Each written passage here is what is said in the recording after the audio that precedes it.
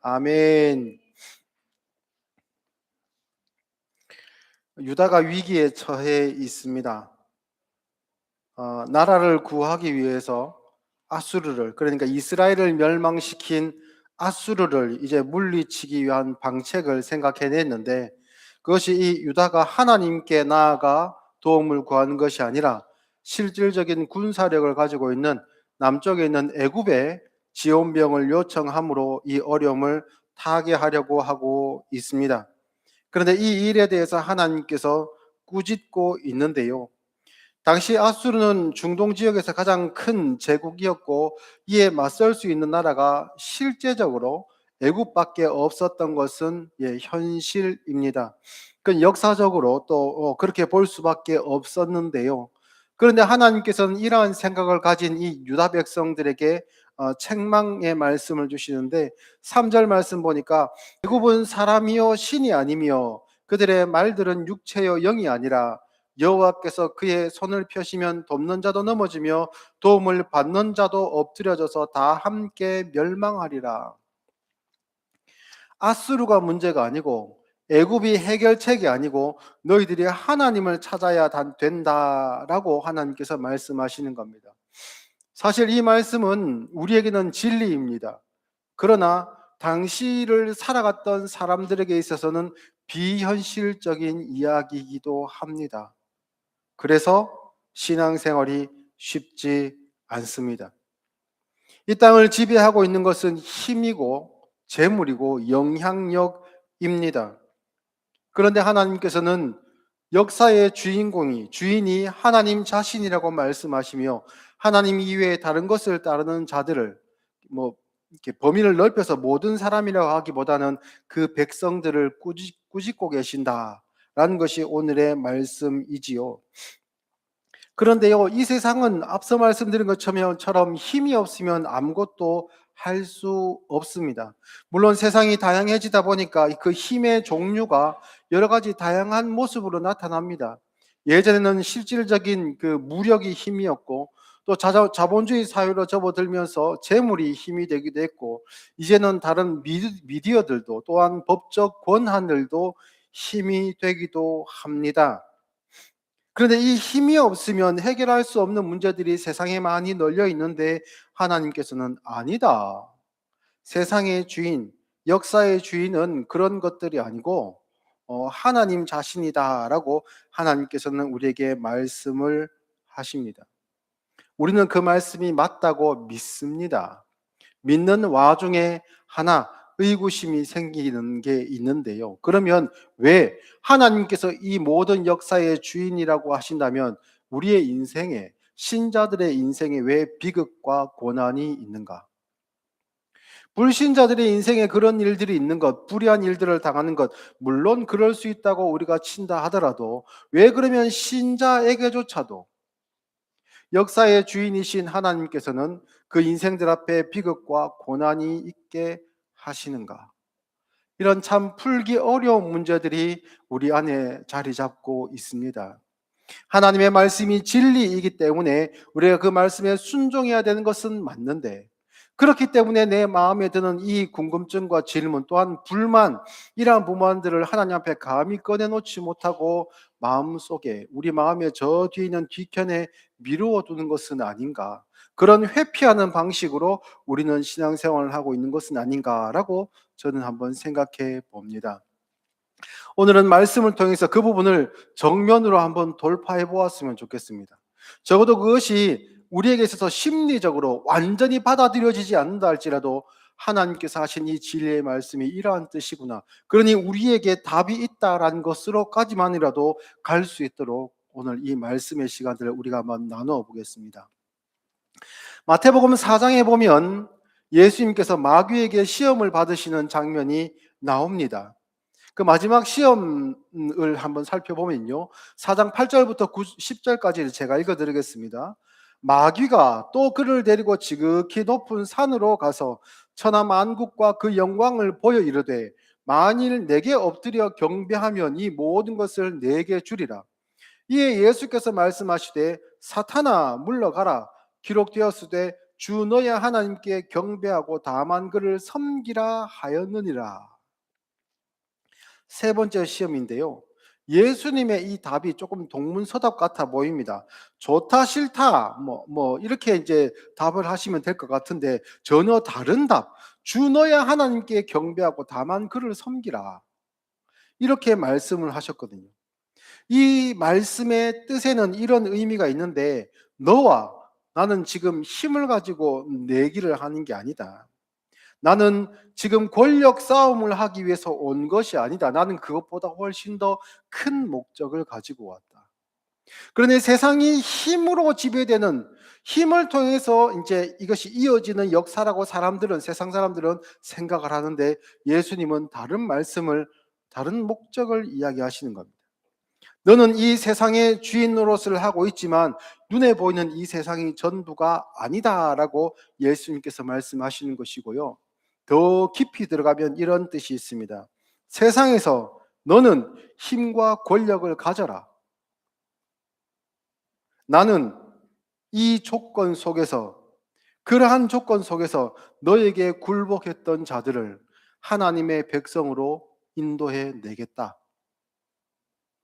네가 지금 나에게 유혹하고 미혹하고 제한하고 있는 그 힘으로 이 백성들을 변화시키는 것이 아니라 이들과 똑같이 연약한 모습으로 나는 이 사역을 감당할 것인데 이전까지 어떠한 선지자도 행할 수 없었던 그 일을 하나님께서 참 선지자로 보내신 내가 이들과 같은 조건 안에서 이 일을 해내고야 말겠다. 이 일을 함에 있어서 네가 나에게 제안하고 있는 그 힘과 권력, 역사를 변화시키고 이끌 수 있다고 생각하는 그러한 요소들은 필요 없다. 라고 예수님께서 말씀하신 겁니다. 마태복음 16장에 보면 예수님께서 신앙 고백한 베드로에게 천국의 열쇠를 맡기십니다. 그리고 난 다음에 곧바로 무슨 말씀하시냐면 십자가를 지고 나를 따라와야 된다라고 말씀하시거든요. 우리는 지금은 십자가라고 하면 지금 뒤에도 현수막에 십자가가 그려져 있고 교회 하면 우리 외벽에도 십자가가 옥상에도 달려 있습니다. 긍정적인 의미로 사용되지만 당시에는 그렇지 않죠. 조금 더 리얼하게 표현하자면 교수형에 쓰여지는 그 밧줄을 목에 걸고 따라와야 된다.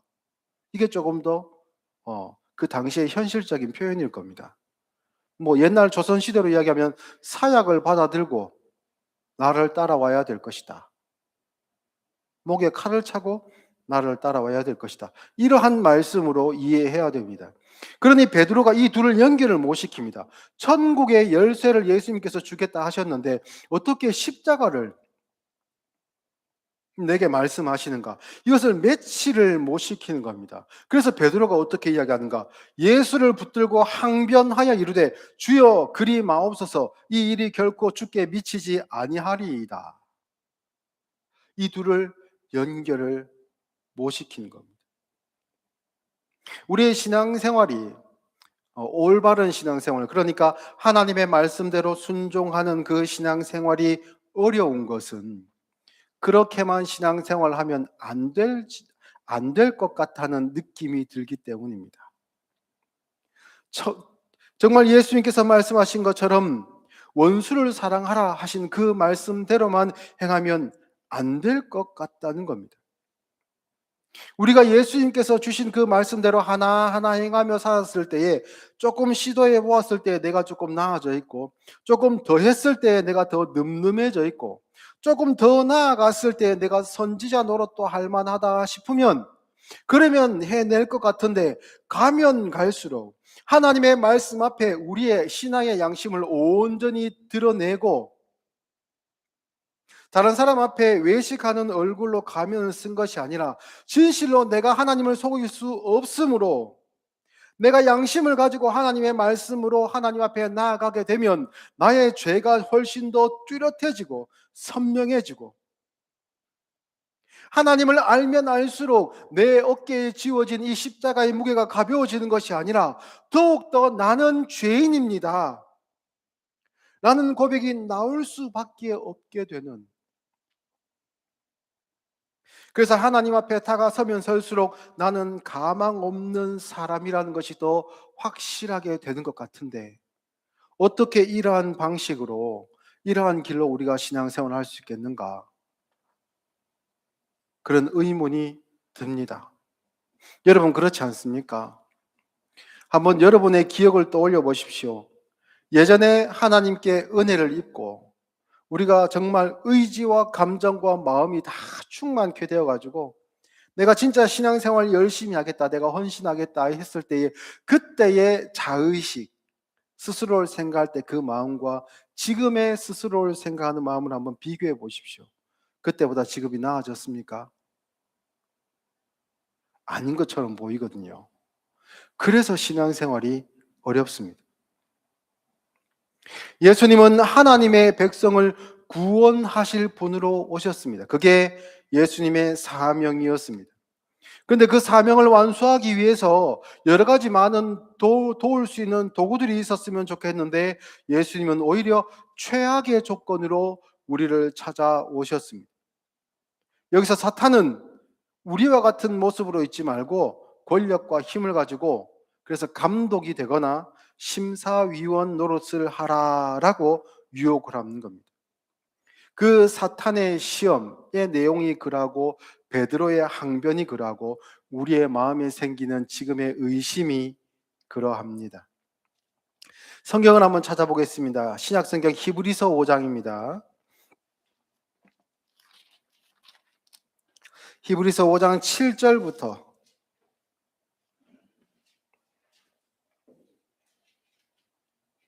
10절까지.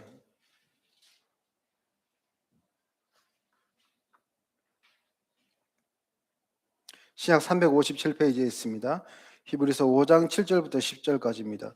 그는 육체에 계실 때에 자기를 죽음에서 능히 구원하실 이에게 심한 통곡과 눈물로 간과 소원을 올렸고 그의 경건하심으로 말미암아 들으심을 얻었느니라. 그가 아들이시면서도 받으신 고난으로 순종함을 배워서 온전하게 되셨은즉 자기에게 순종하는 모든 자에게 영원한 구원의 근원이 되시고 하나님께 멜기세덱의 반차를 따른 대제사장이라 칭하심을 받으셨느니라. 아멘. 예수님께서 하나님의 아들이신데 아버지께 기도하면서 심한 통곡과 눈물로 간구와 소원을 올리셨다라고 합니다. 이 부분이 만만치 않습니다. 신자의 인생, 우리 모두의 인생, 우리의 신앙생활에도 이와 같은 통곡과 눈물이 흘러야 되는 그 시간과 과정, 기다림, 몸부림이 필요합니다. 그 시간과 과정이 쌓이고 쌓여서 신앙인을 만들어냅니다. 인고의 고통처럼 느껴지는, 쇠를 연단하는 것과 같은 그 고통이 느껴지는 시간들을 지나와서 우리를 충만의 자리로, 영광의 자리로, 그리스도를 닮은 성품을 가지는 그러한 자리로 하나님께서는 우리를 만들어 가십니다. 신자들의 삶이 겉으로 볼 때는 세상 사람들과 비슷한 삶을 사는 것 같지만 그 안에는 그들과 다른 생명이 있습니다. 그래서 로마서 8장 말씀을 보면 이와 같이 성령도 26절 우리의 연약함을 도우시나니 우리는 마땅히 기도할 바를 알지 못하나 오직 성령이 말할 수 없는 탄식으로 우리를 위하여 친히 간구하시느니라. 마음을 살피시는 이가 성령의 생각을 하시나니 이는 성령이 하나님의 뜻대로 성도를 위하여 간구하심이니라. 우리가 알거니와 하나님을 사랑하는 자 곧 그 뜻대로 부르심을 입은 자들에게는 모든 것이 합력하여 선을 이루느니라. 하나님이 미리 아신 자들을 또한 그 아들의 형상을 본받게 하기 위하여 미리 정하셨으니 이는 그로 많은 형제 중에서 맏아들이 되게 하려 하십니다. 아멘. 그리스도께서 약속하신 바 하나님의 선물이신 성령께서 우리 안에 거하시는데요, 겉으로 볼 때는 하나님의 은혜가 없는 불신자들과 다를 바 없는 연약한 질그릇과 같은 모습입니다. 그러나 그 속에 성령께서 계시는데요, 이 성령께서 우리를 도우신다고 합니다. 그 도우심이 우리의 요청보다 앞서갑니다.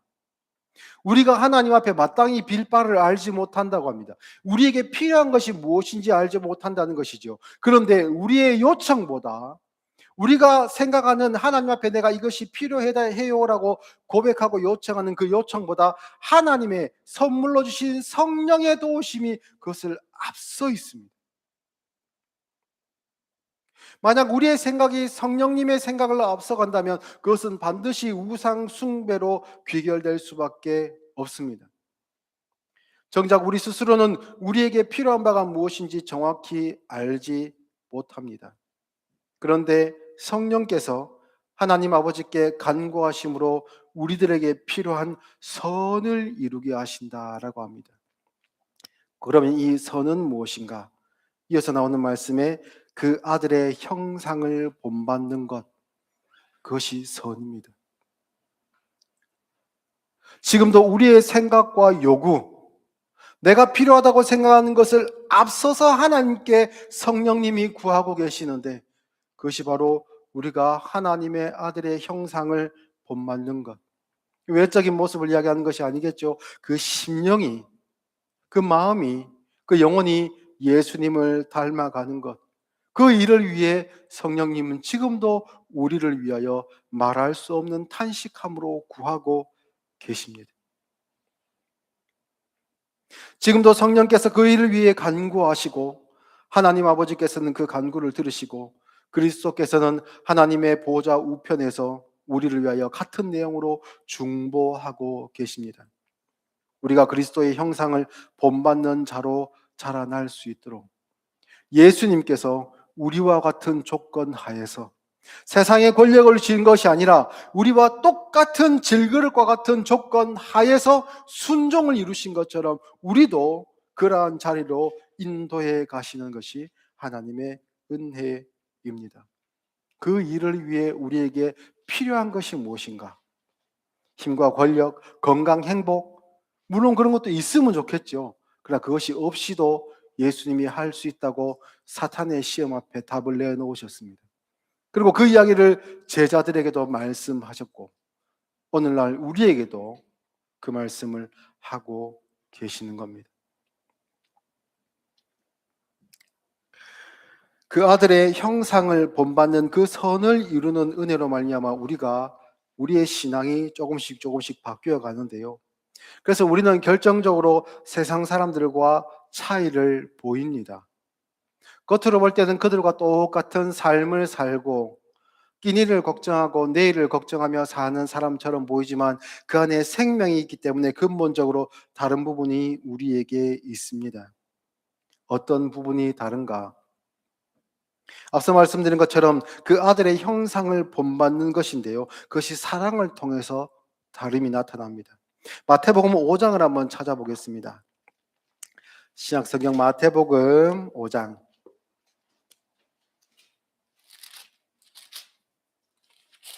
5장 46절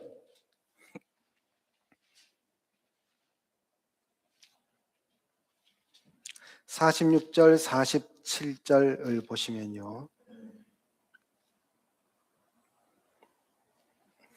너희가 너희를 사랑하는 자를 사랑하면 무슨 상이 있으리요 세리도 이같이 아니하느냐 또 너희가 너희 형제에게만 무난하면 남보다 더하는 것이 무엇이냐 이방인들도 이같이 아니하느냐. 이것이 세상에 있는 사랑입니다. 내가 애정하는 것들 또한 애정, 사랑을 받아 마땅한 존재들에게 내 애정을 쏟는 것 그것이 사랑의 가치, 세상의 사랑의 가치이지요. 그런데 기독교의 사랑의 가치는 조금 다릅니다. 위에 올라가서 43절 말씀부터 보면 또 내 이웃을 사랑하고 내 원수를 미워하라 하였다는 것을 너희가 들었으나 나는 너희에게 이르노니 너희 원수를 사랑하며 너희를 박해하는 자를 위하여 기도하라. 이같이 한즉 하늘에 계신 너희 아버지의 아들이 되리니 이는 하나님이 그 해를 악인과 선인에게 비추시며 비를 의로운 자와 불의한 자에게 내려주심이라. 아멘. 하나님은 사랑의 대상을 차별하지 않으신답니다. 의로운 자나 악한 자들이나 모든 사람들에게 하나님의 은혜의 빛은 사랑의 빛은 비추이고 계신답니다. 그럼 여기서 조금 의문이 생기죠. 왜 악인들도 하나님은 사랑하십니까? 나를 사랑하는 것은 이해하겠는데 우리가 예수님을 믿고 하나님의 아들로 자녀로 거듭났기 때문에 나를 사랑한 것은 이해하겠는데 왜 악인들에게도 그 비를 내리시는가, 해를 비추시는가? 왜 그렇겠습니까? 하나님은 평가하여 누구에게는 사랑의 하나님, 누구에게는 악한 하나님 이렇게 다가가시는 분이 아니기 때문입니다. 하나님은 언제나 사랑의 하나님이시기 때문입니다. 여기서 우리가 중요한 부분을 우리가 찾을 수가 있는데요. 어떻게 원수를 사랑할 수 있습니까? 원수는 원수잖아요. 나에게 먼저 잘못한 것이 있기 때문에 내가 원한의 마음을 가지는 것이고, 이 원한의 마음으로 나에게 한 이 불의한 행동을 나는 반드시 갚아 주어야 될 것 같습니다. 이것이 해결이 안 되면 내 마음이 계속 자리를 잡고 원한으로 자리를 잡고 있어서 그 마음이 나를 좀먹고 있습니다. 이것을 내가 반드시 해결하는 것이 정의다라고 생각을 합니다. 그런데 그도 하나님은 사랑해라라고, 예수님은 사랑하라라고 말씀하시거든요. 이게 조금 이해가 안 됩니다. 저는 이런 생각을 해보았습니다. 그러면 악인이든 선인이든 상관없이 하나님의 사랑의 빛이 비춘다고 했는데 나는 그러면 이 사랑을 어떻게 실천할 것인가? 그리고 차별된 세상 사람들의 사랑과 차별된 사랑으로서의 이 사랑이 내 안에 있다면 그러면 세상 사람들이 나의 사랑의 방식을 보고 그것을 구분해야 될 것인데 나의 사랑의 방식은 세상 사람들이 볼 때 자신들이 가진 사랑과 구분할 만큼 차이가 있는가, 차별화된 그런 사랑인가 라는 생각을 해보았습니다. 기독교인들은요, 한국교회 성도들은 건들면 참지 않습니다.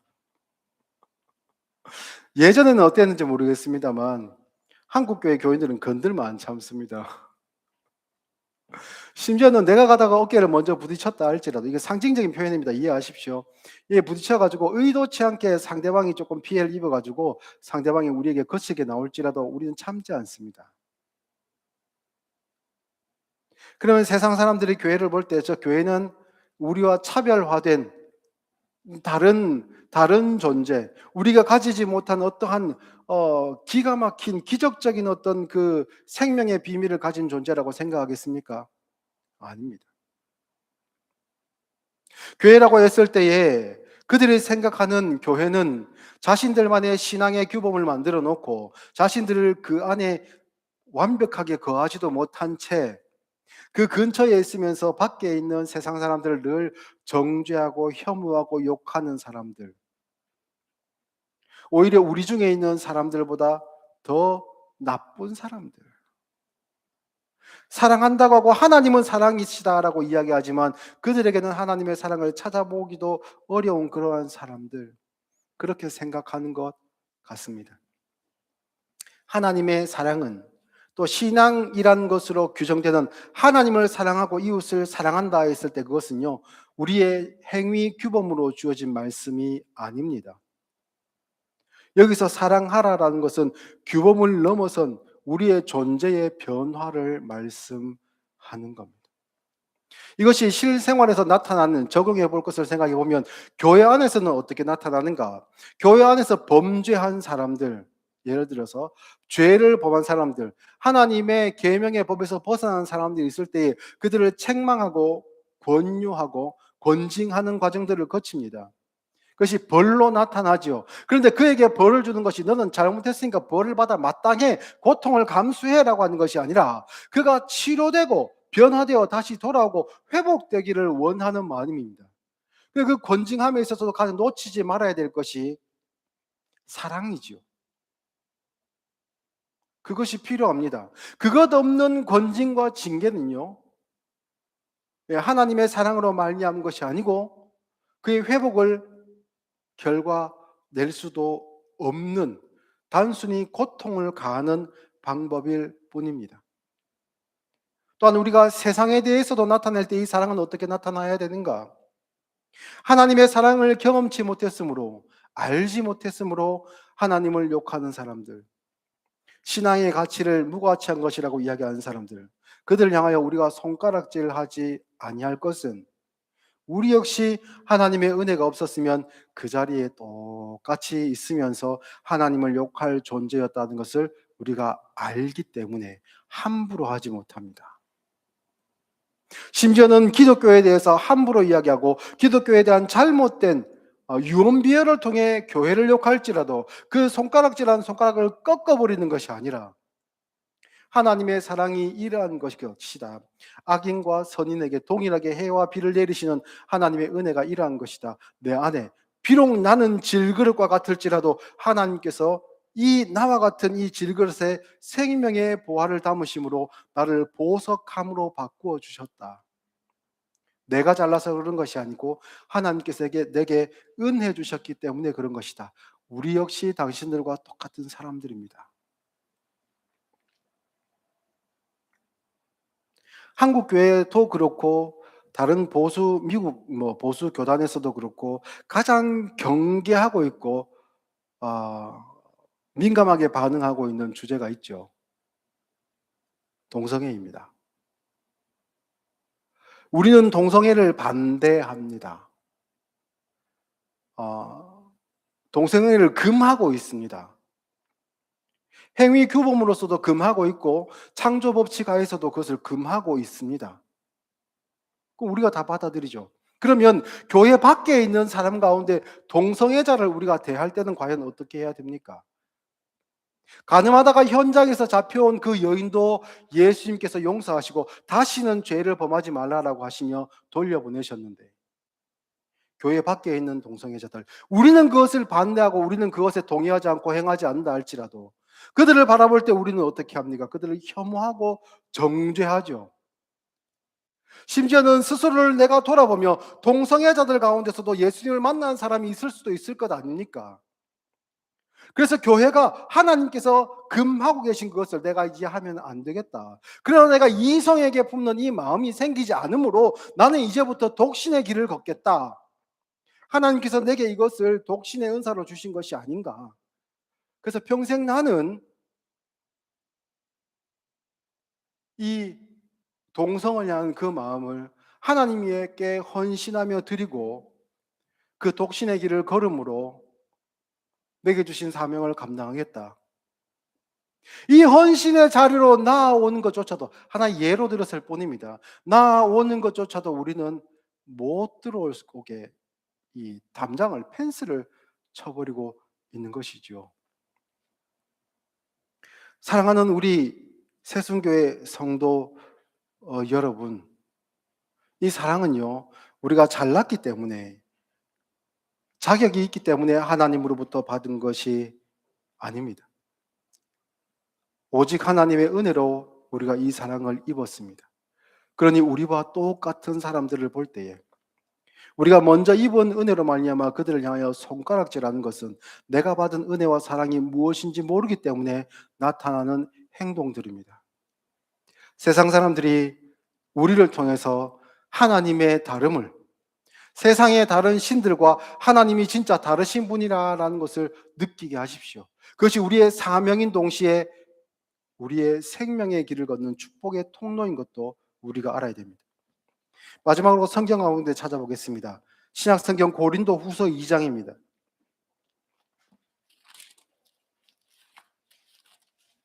고린도 후서 2장 5절 말씀부터.